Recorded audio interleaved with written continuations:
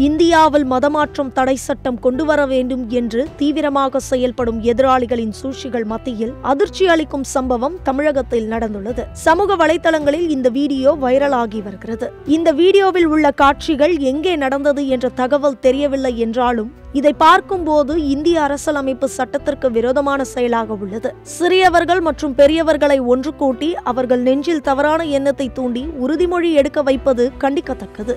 சமூக வலைதளங்களில் பல நெட்டிசன்கள் இதை கண்டு கேள்வி எழுப்பி வருகின்றனர். அரசு இதற்கு நடவடிக்கை எடுக்குமா? இன்று முதல் நாங்கள் வெளி மத தலைவர்களை இயேசு நபி போன்ற பிற மத தலைவர்களை வணங்க மாட்டோம்.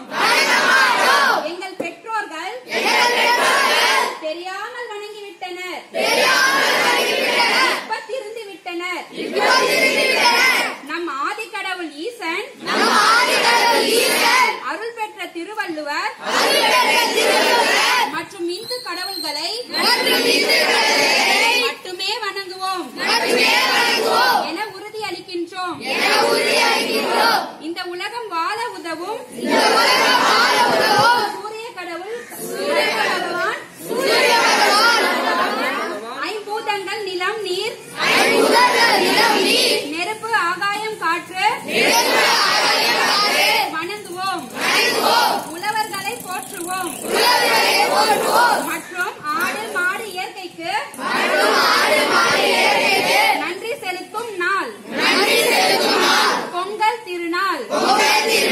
அனைவருக்கும் எங்கள் இனிய பொங்கல் நல்வாழ்த்துக்கள்.